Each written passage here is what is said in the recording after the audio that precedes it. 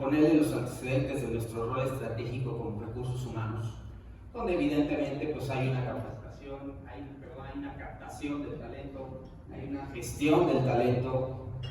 Evidentemente parece que esto se vuelve pan nuestro de todos los días,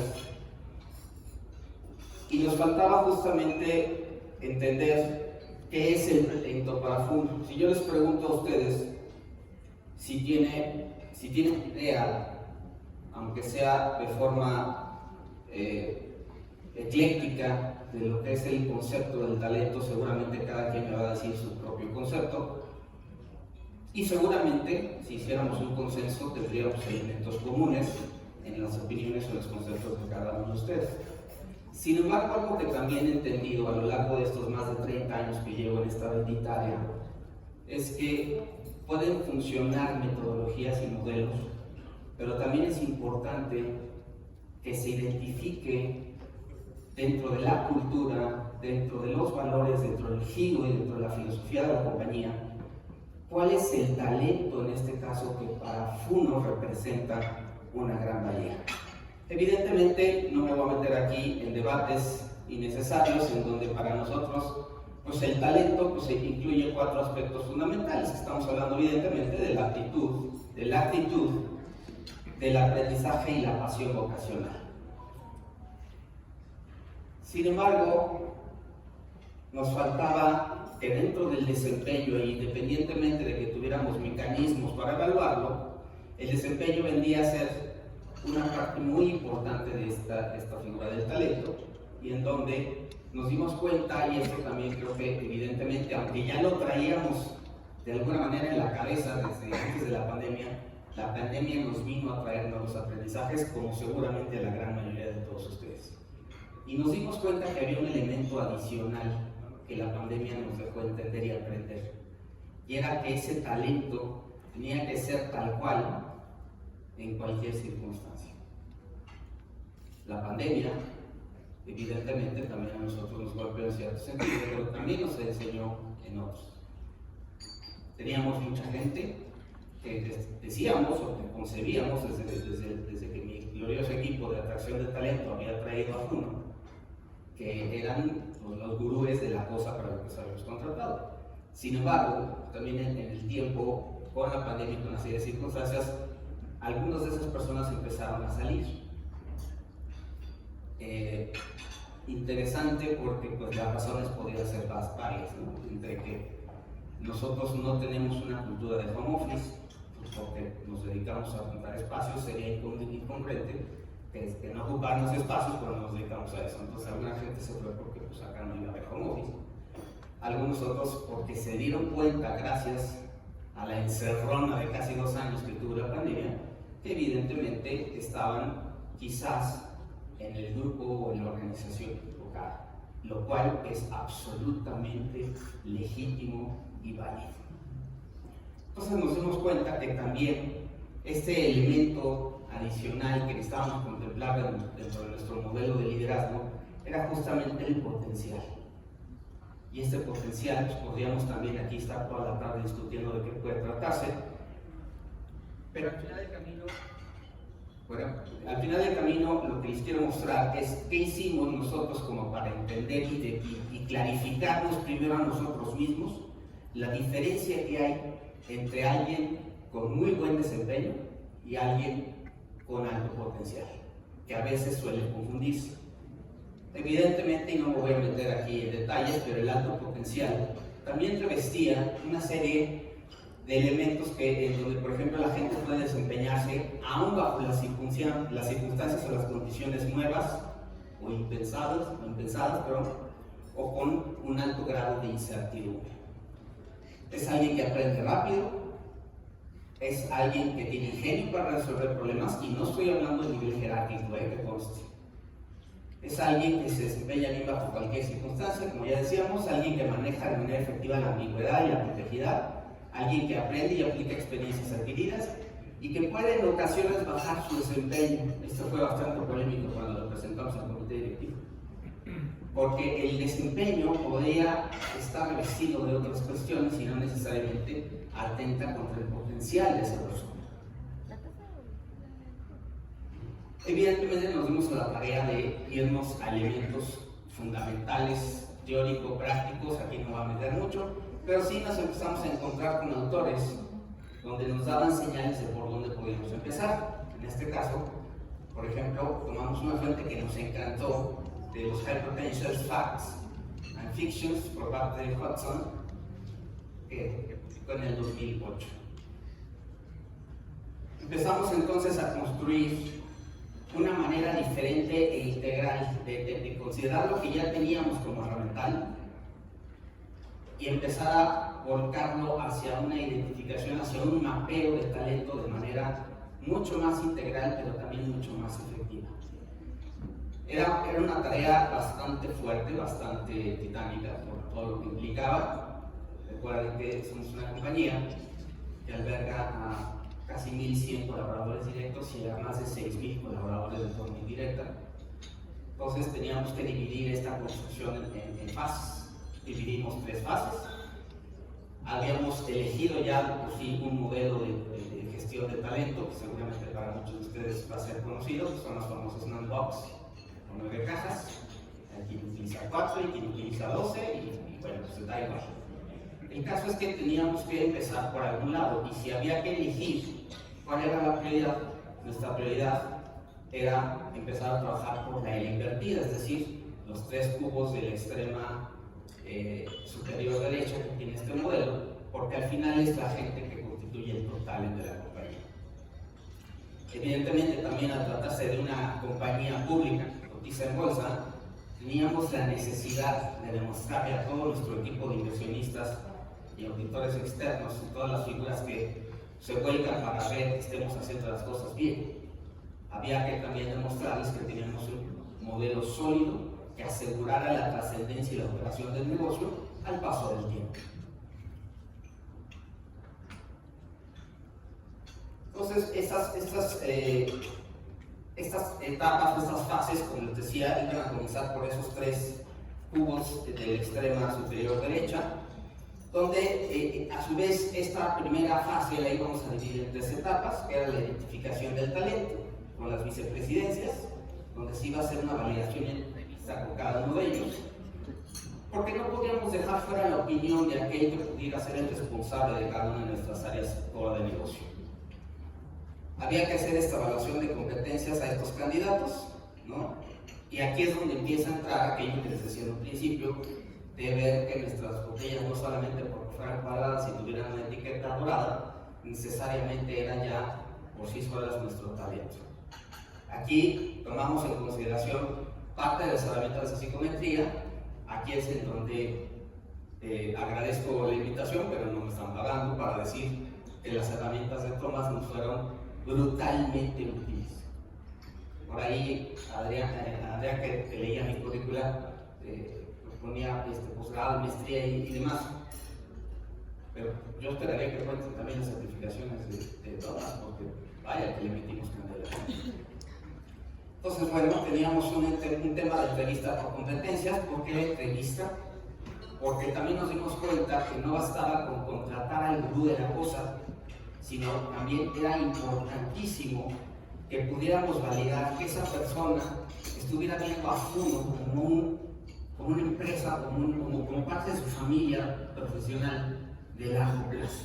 Seguramente a ustedes y a más de uno les ha pasado que traen una persona con todas las credenciales, probablemente con un super sueldo, y a veces eso no garantiza que sea la mejor persona para ocupar la posición que esperábamos. Y hay veces que nos vamos contra la pared cuando vemos que simple y llanamente la persona no se adaptó o no le gustó simplemente la cultura de nuestra empresa. Y ahí nos damos también cuenta y hacemos una pausa importantísima, porque nos damos cuenta de lo que era dentro de esta entrevista estructurada también involucrar lo que es la voluntad, ¿no? Como decía Nietzsche, la voluntad de poder, es decir, qué tanto quieres y puedes, y no solamente pues, tienes las credenciales y por eso ya te vendes solo. Me gusta mucho esta parte de Nietzsche porque dice que la voluntad de poder es el mismo devenir de la vida. Podría decirse incluso que la vida es voluntad de poder, porque en ella conquista lo que anhelamos, lo que intenta obtener, lo que deseamos y lo que domina lo que poseemos. Después tomamos en cuenta la posibilidad de assessments, aquellas posiciones en donde se ameritara realizar este tipo de dinámicas, y evidentemente pues también la evaluación de 180 a 360 grados. Como se pueden dar cuenta, desde aquí ya empezamos a hablar de temas que no son novedad para nadie, pero a la hora de conjugarlos, concatenarlos y articularlos de una manera tal en que pudieran dejarnos una evidencia muy medible y muy clara de realmente lo que estábamos considerando como un talento para el futuro. Evidentemente estos resultados se llevan a una presentación a un comité directivo, donde ahí se dan pedazos, ¿verdad?, para de alguna manera llevarlo a una matriz forzada, como se trata la matriz de las cajas que ahorita les comentaré. Tomamos como punto de partida 4 factores para la identificación de alto potencial en uno. Evidentemente partimos de un liderazgo positivo. Insisto, no estoy hablando de niveles jerárquicos, pero ya un liderazgo positivo creo que se explica por sí solo. Hablamos del tema de actitud, sobre todo, y ahora con lo que les comenté de la pandemia, cómo era esa actitud resiliente de cara a las circunstancias que vivíamos. La parte del coeficiente, aquí se volvió polémico porque no puedo hablar de un alto potencial si alguien no tiene por lo menos esa inteligencia cristalizada con la que nacemos. Si no es alguien que tiene un coeficiente mínimamente superior al promedio, difícilmente va a ser alguien que tenga las tablas para poder desarrollar ese nivel de complejidad para la resolución de problemas. Y la parte de la capacidad, ¿no?, que viene un poco esta parte de la voluntad, en donde si no sé cómo hacerlo, pero quiero hacerlo, te enseño. Pero si desde aquí nos encontramos con que puedo hacerlo, pero no quiero, no hay manera. Yo puedo hacer que hagas, pero no puedo hacer que quieras. ¿Vale? Posteriormente, pues en todo este conjunto tomamos los componentes del talento que sugiere Pilar Jericó en la nueva gestión del talento, donde viene un poco esta parte que les decía, ¿no?, la parte de las capacidades del puedo, de la acción, que es consigo. En conjunto esto trae un tema de desmotivación si esto no está articulado por el compromiso del quiero, por lo cual la conjunción de estos 3 elementos dan como resultado esta figura del talento que estamos hablando. Aquí empezamos entonces a marcar ciertos nombres que van a identificarse dentro de toda esta metodología de mapeo de talento, donde lo que estábamos era identificando también esos hypos, esos high potentials, que de alguna manera la organización va a necesitar de corto, mediano y largo plazo. Entendiendo que es la capacidad y la aspiración para convertirse en líderes exitosos, partiendo de una premisa que también nos encantó. Todos los empleados con alto potencial son de alto rendimiento, creo que hasta aquí todos estamos de acuerdo. Pero no todos los empleados de alto rendimiento tienen un alto potencial.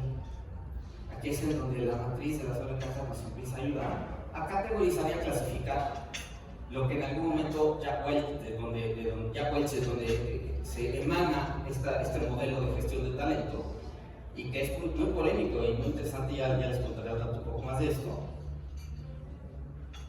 Empezamos a sacar rangos, ¿no?, de los coeficientes. Aquí agradezco y aprovecho para agradecer nuevamente a mi equipo, a mi grandioso equipo de atracción de talento y a mi gran equipo de desarrollo organizacional. 4 excelentes psicólogos organizacionales. Yo, cuando me presentan, me dicen administrador. Sí, soy administrador de formación, pero soy psicólogo de corazón, y creo que aquí la mesa lo demuestra. Pues evidentemente sí teníamos que partir de fundamentos científicos que avalaran nuestro dicho. Sí partimos de coeficientes intelectuales porque evidentemente, como les decía hace rato, esta es la materia gris que nos da la manera necesaria para ser tallada y que pueda agarrar el mejor lápiz. También como parte de esta herramienta de medición, pues bueno, sacamos coeficientes que tendrían que ser superior a la media, es decir, un 110, ¿no? Agarramos el tema de actitud, que lo podemos tomar, nos dimos cuenta, y es cuando empezamos a hacer esta matriz de qué lo mide, qué no lo mide, qué podemos tomar, qué no, etc. Y aquí es donde entra la maravillosa oportunidad que nos dan las herramientas súper útiles cuando las aprovechamos y las explotamos al máximo, Por eso decía el comercial de todas las certificaciones, que espero que esas ayuden un poco en la figura curricular de mi persona. Entonces, evidentemente partimos del PPA, donde hay una correlación mínima de 3, del 1 al 5, donde 3 pues, es algo aceptable dentro del perfil idóneo que debe de cubrir ese puesto. Tenemos el 360 o 180, dependiendo si es alguien que tiene gente a su cargo. Tenemos la evaluación de desempeño, por la búsqueda de evidencias, donde de 1, 2 o 3 años que tenga la persona deje evidencias suficientemente claras y tangibles de que es alguien que obtiene resultados. El assessment son en momentos de evaluación para identificación de comportamientos. Muchas veces, y seguramente también les pasa que entrevistamos a alguien y es alguien que tiene una habilidad impresionante para envolvernos y poder hacernos saber que es la persona indicada para la posición, pero ya no así cuando está dentro, porque sus comportamientos cambian. Entonces, el assessment aquí también será una herramienta fundamental, no en todos los casos, pero sí en aquellos, sobre todo, que pueda tener a su responsabilidad una cierta cantidad de personas. La parte del liderazgo, ¿no?, que nos la deja saber el HPTI, ¿no?, la parte del DQ, en donde evidentemente buscamos un equilibrio. Algo que también para nosotros fue fundamental es que cuando empezamos a identificar liderazgos positivos es porque vimos que había un elemento de inteligencia emocional dentro de su personalidad que podía ser canalizable, podía ser moldeable para poder llevarlo a un alto nivel de potencial de desarrollo. La parte del PPA, como también aquí ya les comentaba arriba, por las dimensiones que tiene de dominio, influencia, estabilidad y compliance.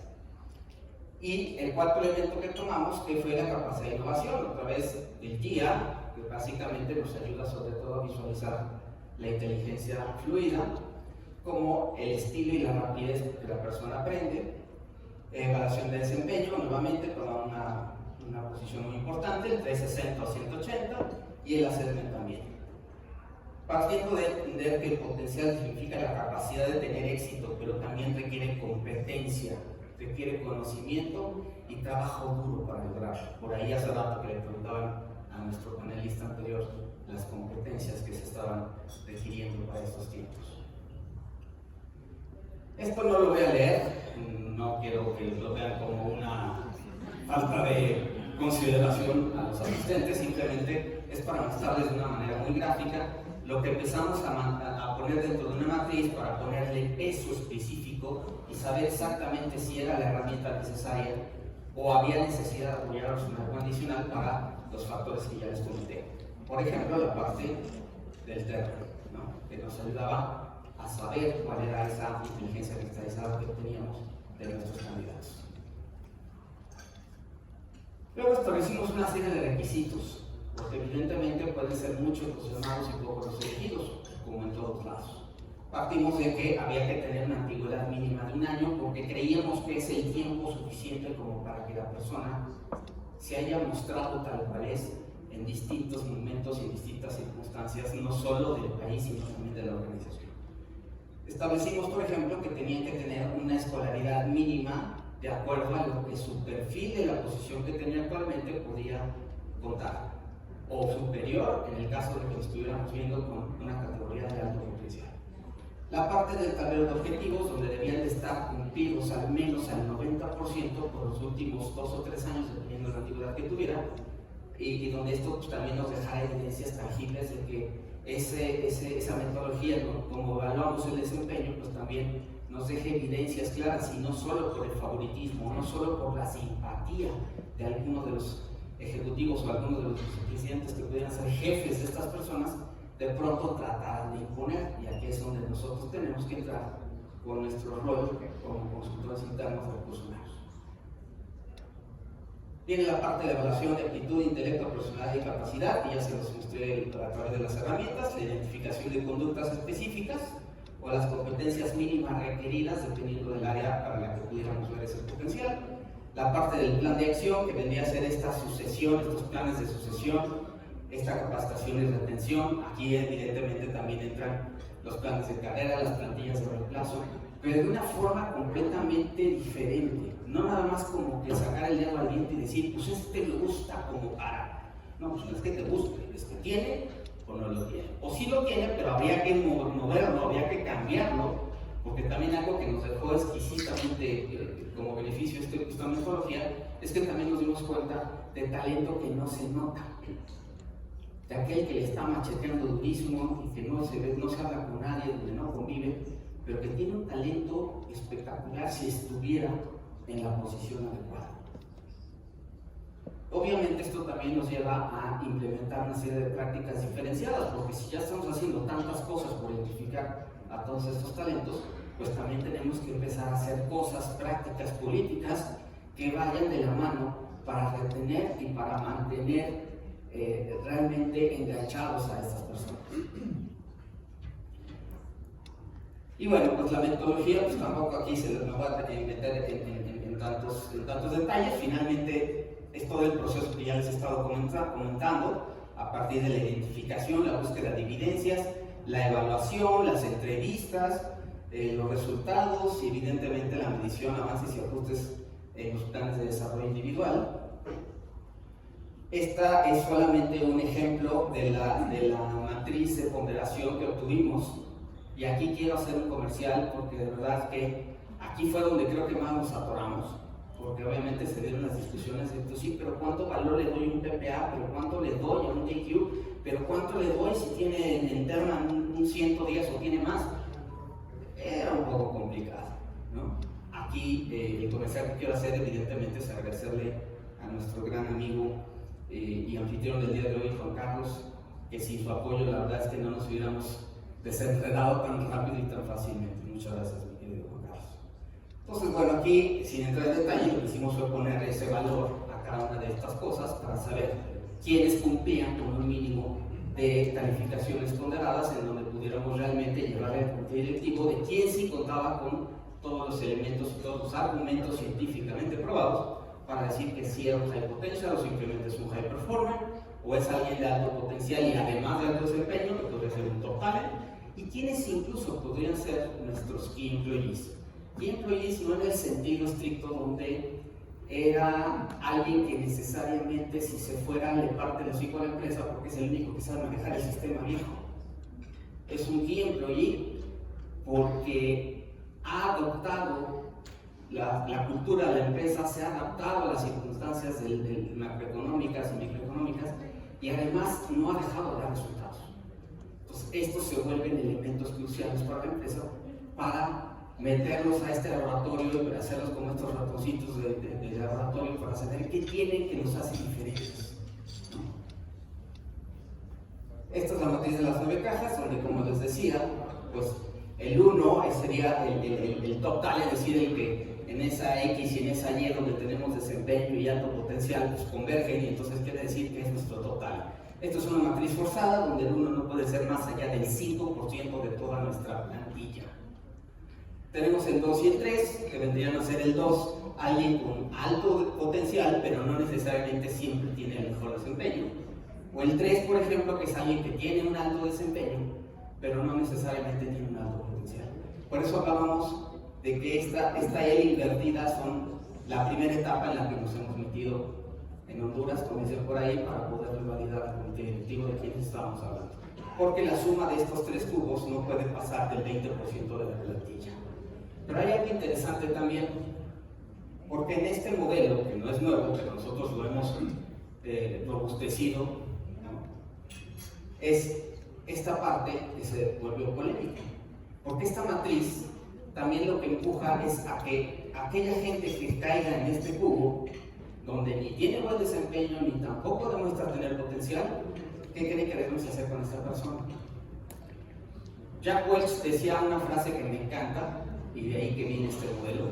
Él decía que si tú despidieras hoy al 10% de tu plantilla laboral, ¿qué sucedería? El 10%. ¿Qué me diría? ¿Qué pasaría? ¿Más productivo? Ok.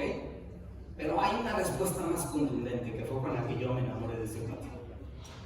Él dijo, si tú hoy despides al 10% de tu plantilla, no pasa nada. Y si no pasa nada, entonces ¿por qué sigo manteniendo un nivel de improductividad que lo único que hace es que se vuelva la manzana podrida de todo el local? Pues esto a lo que me lleva es que es tan malo tener una alta rotación como es tan malo no tenerla. Esto a lo que nos lleva es administrar a estas personas de dos formas. O le ponemos un plan trimestral para mejoras, o si en el primer trimestre esto vemos que no tiene para ningún lado, se tiene que ir. Y esto es como formas una dinámica enteramente en donde pues generas este alto rendimiento. Es simplemente decirles que esto nos llevó a entender que ese rol estratégico que veíamos en un principio ahora se vuelve una gestión mucho más estratégica de talento, porque si ya logramos identificar con bases científicas quién tiene con qué y además quiere, pues evidentemente sobre eso voy a versar todas mis prácticas, voy a establecer mis planes y mis presupuestos estratégicos de capacitación, de desarrollo de carrera, de plantillas de reemplazo y una serie de elementos que además involucra a lo que dije hace un momento, aquella gente que probablemente no esté en la posición adecuada, hasta porque es contador, porque su papá y su abuelo y su tatarabuelo fueron contadores, pero no tiene realmente su éxito asegurado en un área de contabilidad. Entonces, para terminar, les quiero mostrar los beneficios que hemos encontrado y que seguramente seguiremos encontrando otros. La primera es un proceso de medición del desempeño que se autodiagnostica y mejora de manera permanente. ¿Por qué? ¿Cómo está esto de que se autodiagnostica? ¿Qué es escáner o qué? No, lo que pasa es que como al final estamos volteando a ver qué evidencias nos deja la evaluación de desempeño de la persona, además de los otros herramientales que estamos metiendo dentro de la metodología, entonces aquel que establezca objetivos para el desempeño de la persona van a tener que ir también en esa misma circunstancia. ¿Sí? Los PDI, los planes de desarrollo integral, en donde pues evidentemente traen consigo un tema de la retención, pero una retención fundamentada en que es al que necesito y al que también me ve a mí como una organización de largo plazo. La parte de personas que van más acorde a los puestos y no por su formación académica. La parte de clima organizacional evidentemente está de sobra decir cómo se mejora. La parte de la gestión y presupuestos estratégicos de recursos humanos, como les decía, antes poner un presupuesto de capacitación pues era como un dedo abierto y decir, bueno, pues tengo que cumplir con tantas horas versus el año pasado. No, ahora sí sé perfectamente quiénes les tengo que apostar y ya será de revisar hasta dónde y de acuerdo a qué. La parte de estructura que asegure la operación del negocio con líderes ad hoc al negocio y a su cultura. Soy Adriana de Huerto Javi. Yo quería entender cuando definieron el programa o el modelo de liderazgo y las competencias que tenía cada uno, ¿hicieron algún ejercicio de planeación de cultura? Es decir, bueno, la cultura existe, pero ¿cuál era la cultura ideal versus la cultura que tenían? Y en base a eso hicieron algo. Sí, y tu pregunta es súper interesante porque justamente uno de los elementos cruciales que nos dimos cuenta cuando les decía que de pronto contratábamos al gurú de la cosa pero no se adaptaba, pues era porque nos dimos cuenta que simplemente no había clic con los valores y con la cultura de trabajo de FUMO. La cultura de FUMO es una cultura muy ardua, es una cultura de mucho esfuerzo, de mucho trabajo. Para el tamaño que somos, una empresa de casi 23,000 millones de pesos al año, con más de 650 inmuebles. ¿Sabían ustedes que nuestro corporativo solamente se compone de 310, 320 colaboradores? Imagínense sostener esa operación por tan poca gente. Entonces, nuestra dirección general, nuestro comité directivo dice, no voy a hacer crecer la plantilla laboral porque lo que quiero es mejor apostarle a tecnologías o a elementos que me ayuden a ser más eficiente. Eso permite tener beneficios de muchos sentidos. Uno que les puedo decir de manera tácita es, por ejemplo, la pandemia. ¿Cuántas empresas, seguramente incluso las que ustedes representan muy orgullosamente, tuvieron que verse en la necesidad o de reducir prestaciones o reducir beneficios o poner ciertas cosas en pausa? Es algo que orgullosamente del lado de nosotros no tuvimos necesidad de hacer. Tuvimos crecimiento a 2 dígitos y además nunca dejamos de reconocer el esfuerzo que se estaba dando a través de esta gente, porque es algo que estaba perfectamente sostenido. Entonces, es una cultura que nos ha enseñado el esfuerzo arduo, pero con resultados. Porque si es puro esfuerzo sin resultados, pues híjole, pues es la carrera de la vaca, ¿no? Entonces, la cultura para nosotros es algo muy importante. Decía que se nos han ido personas porque dicen, no, pues es que aquí si no es mitad home office y mitad oficina, gracias, pero no quiero. Gracias a ti por tu honestidad. Aquí es presencial. Pues cosas por el estilo en donde la gente no tenga que hacer un esfuerzo y donde no tenga que sufrir por estar levantándose todos los días mentando madres porque tengo que ir a Santa Fe a hacer hora nalga porque pues ni siquiera estoy seguro de debería estar o no. Esos solitos se han ido. Eso es algo que sí agradecemos. Pero sí, la parte de la cultura es un elemento que estuvo presente en todo ese paraguas de toda la metodología. Federico Fidalgo de Impetus Consulting. Primero, felicitarlo, ¿no? La verdad, ver una empresa que lleva todo este proceso de mapeo de talento es increíble, ¿no? Porque, digo, vemos muchos casos en los que hay tanto talento, ¿no? Y se deja simplemente porque a veces no usamos las herramientas que existen, ¿no? Lo que voy es que cuando hablas de mapeo de talento, hay un punto bien importante para mí estratégico que es, obviamente, para ver, cuando agarras una posición, decir quién es la persona, pero cuando hablas de cultura, siempre revisamos los gaps que quedan en las evaluaciones de todos los que no llegaron, no lograron llegar, y esas son las oportunidades que salen. Y ahí es donde vienen los PDIs que comentaste ahí, una de las líneas. ¿Quién es responsable y quién lleva ese proceso de PDIs que para mí es clave para un proceso de talento? De manera muy concreta te diría que tenemos un gran equipo y un área fundamental y estratégica dentro de recursos humanos para FUMO, que es justamente mi equipo de desarrollo organizacional. Mucha gente confunde que el DO es capacitación, son cosas completamente diferentes, pero el área de desarrollo organizacional justamente lo que hace es eso. Por eso es que DO con la atracción de talento son dos entes que tienen que hablarse de tú a tú permanentemente, porque que atrajo al talento le dota de qué es lo que trae la persona y por eso es porque fue seleccionada y obviamente pasa a ser gestionada de manera individual independientemente de lo global, ¿no? Pero sí, evidentemente en ese sentido hay un área responsable aquí presente. Mi nombre es Eduardo Fuentes, trabajo en Shell, en el área de capital humano. Gracias por compartir, muchas felicidades por todo este proceso. Tengo dos preguntas. La primera sería, ¿cuál es el objetivo de negocio de llevar todo este proceso, más allá evidentemente del engagement, de la retención, a lo mejor más en indicadores de ocupación de posiciones directivas, etc.? Y la última es, ¿cómo involucran a los líderes en la gestión de talento? Dos preguntas importantísimas. La primera, y voy a tratar de ser lo más sucinto posible, me cuesta trabajo, la verdad. A ver, desde el punto de vista de negocios, en el momento en donde le dotamos a la organización personas que no solamente dan resultados, sino a lo mejor van a tener esa pasión vocacional para hacer su trabajo, va a venir por añadidura que esos tableros de desempeño que vamos a estar revisando año con año, donde ya no solamente hay un elemento cuantitativo que trae indicadores de negocio, por supuesto, no somos románticos en empedernidos donde esto no tuviera una razón de ser, pero evidentemente nuestros tableros hoy, más bien te diría que nos fuimos al revés. Nuestros tableros anteriormente eran impresionantemente agresivos en la parte de indicadores de la organización. Faltaba el que la persona que los desarrollaba, que los lograba, tuviera una pasión vocacional por lograrlos.